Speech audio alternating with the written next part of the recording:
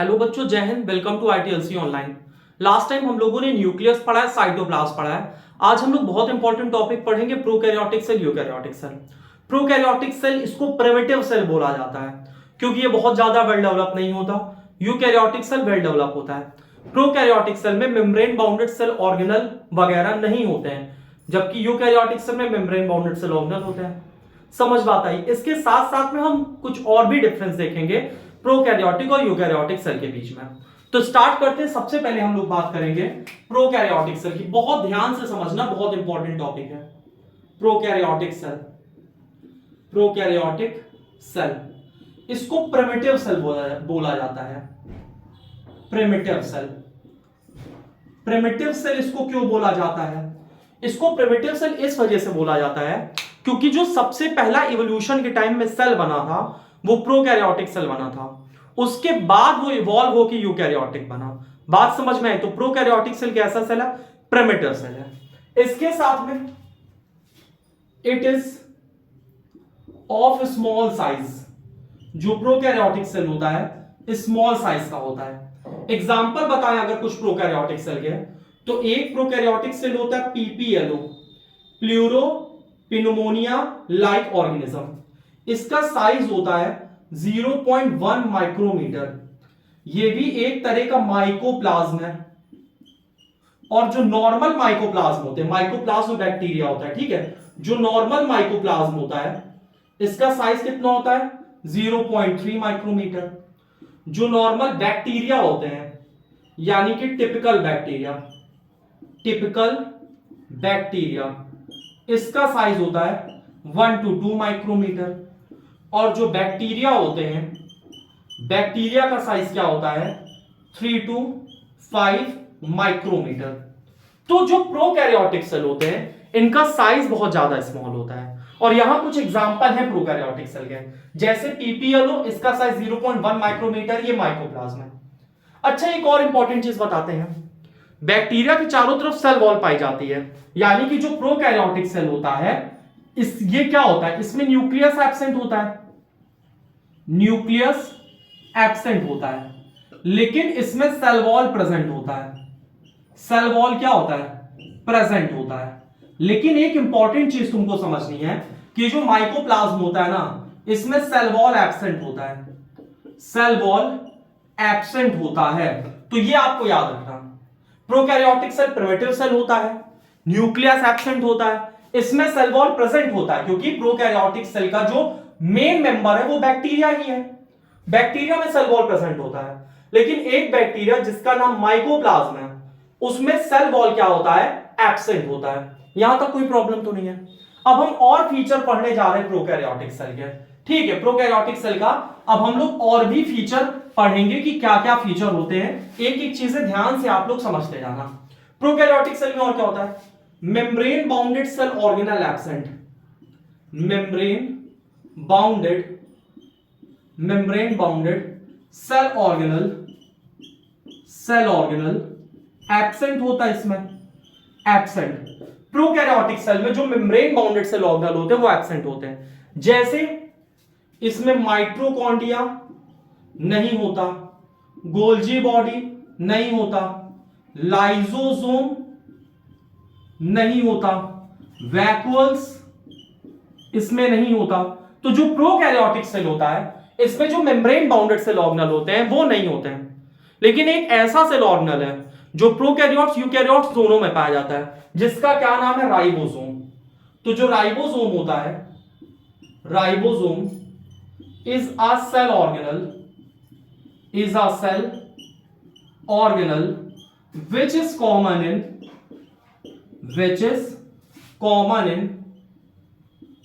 common in both prokaryotic and eukaryotic cell। तो जो ribosome होता है एक ऐसा सेल ऑर्गेनल है जो प्रोकैरियोटिक सेल में भी पाया जाता है, यूकैरियोटिक सेल में भी पाया जाता है। लेकिन एक इंपॉर्टेंट चीज तुमको समझनी है, जो प्रोकैरियोटिक सेल का राइबोसोम होता है ये 70s का होता है, और यूकैरियोटिक सेल का राइबोसोम वो 80s का होता है। 70s वाला दो सब यूनिट से बना है, 50s 30s, जबकि 80s वाला दो सब यूनिट से बना है 60s प्लस 40s। अब आप कहोगे कि भैया यहां 60 40 100 हो रहा है, लिखे 80 है, तो यही होता है।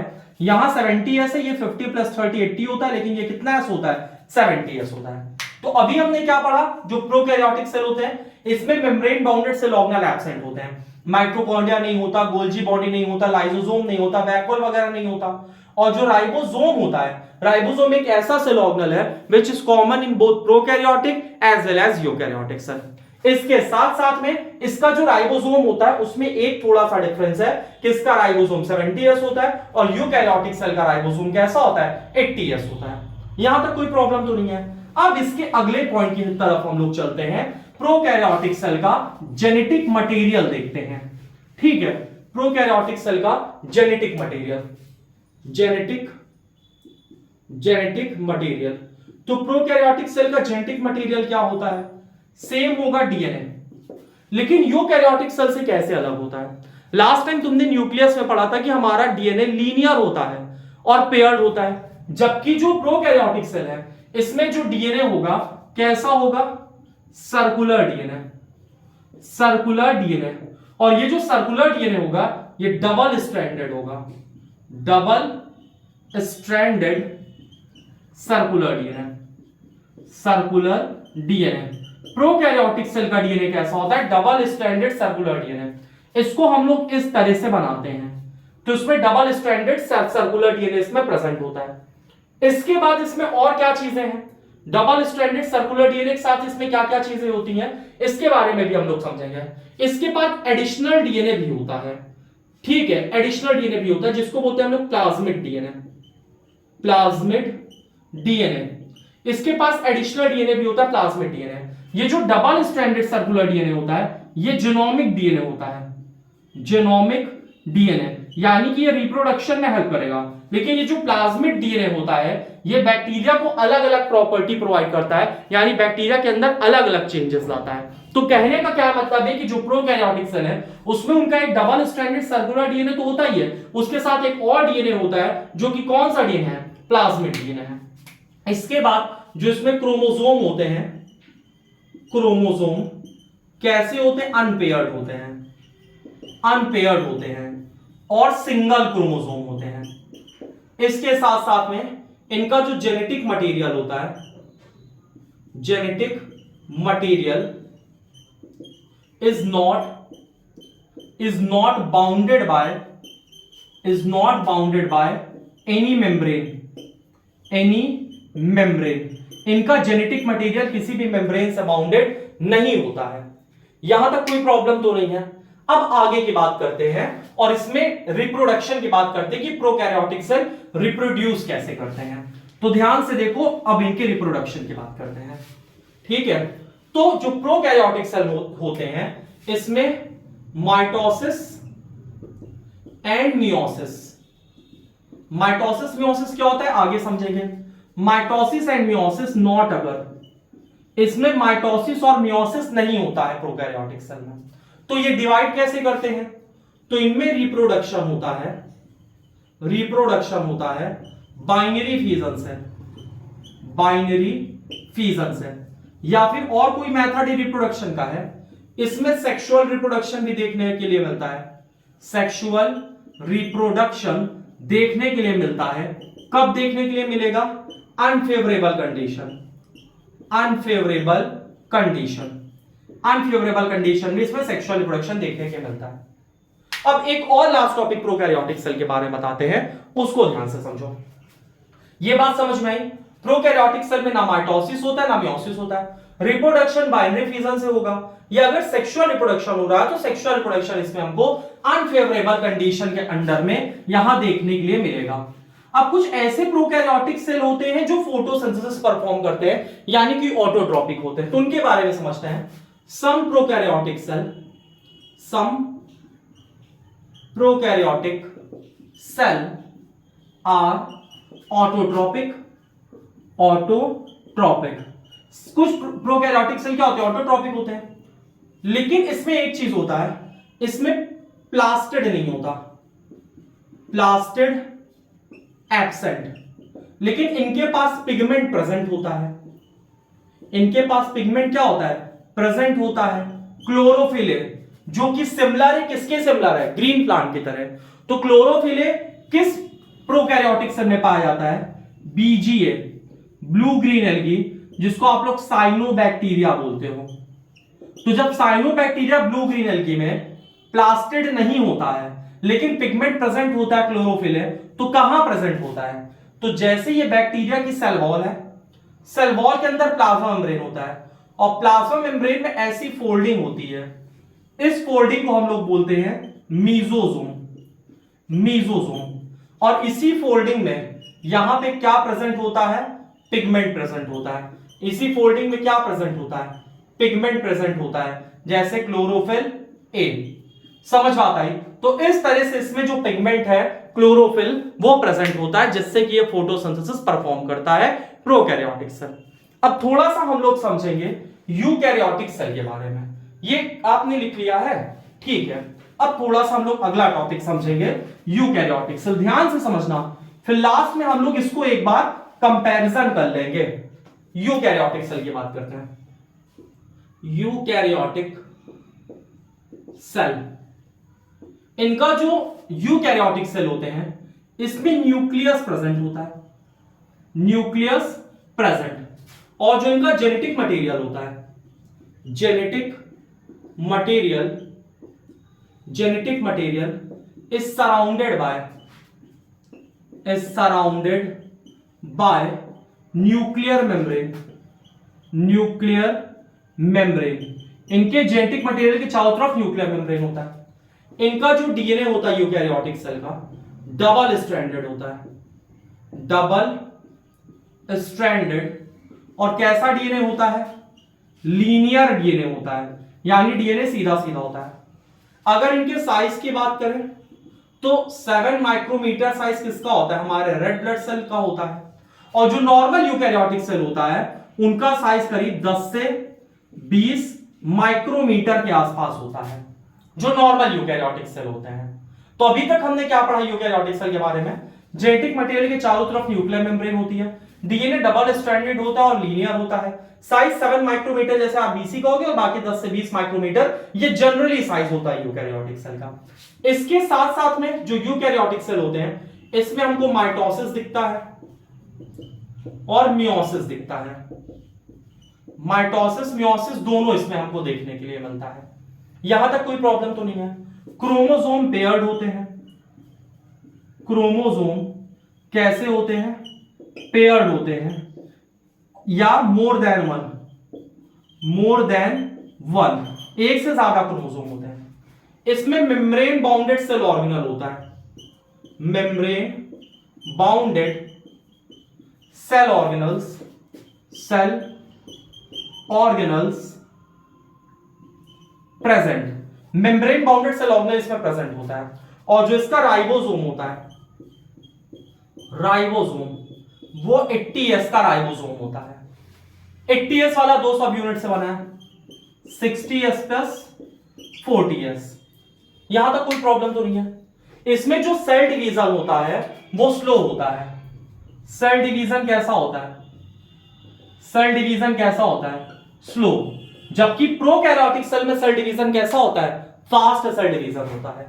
यहां तक कोई प्रॉब्लम नहीं है ना। अब हम लोग कंपेयर कर लेते हैं प्रोकैरियोटिक सेल और यूकैरियोटिक सेल के बीच का, ठीक है। अगला टॉपिक अब हम लोग क्या करेंगे?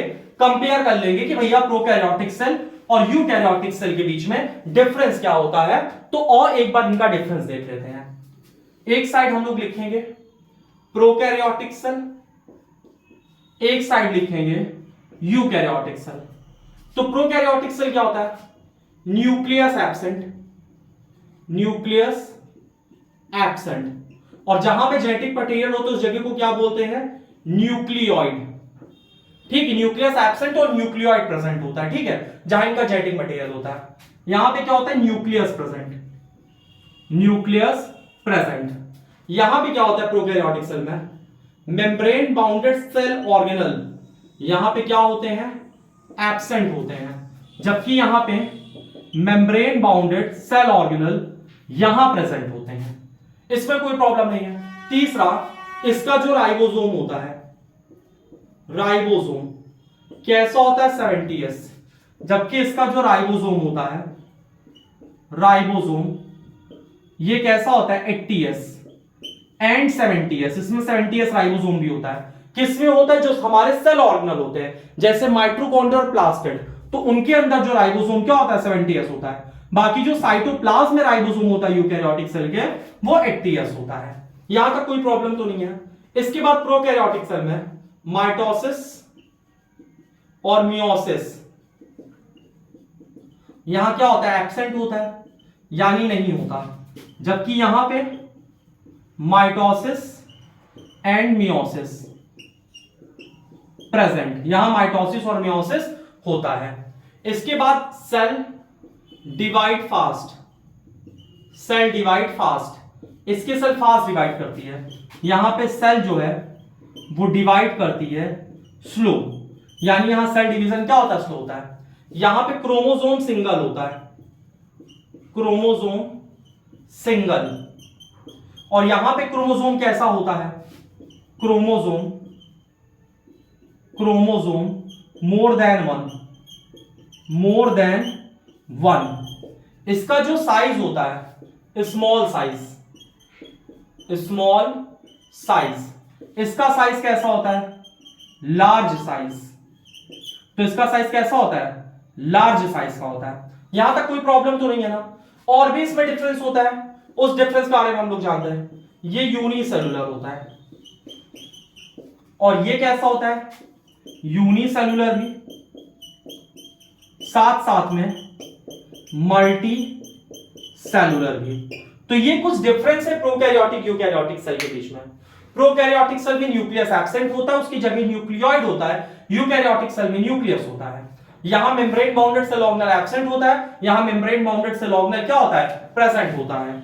इसके बाद यहां पे राइबोसोम 70s होता है।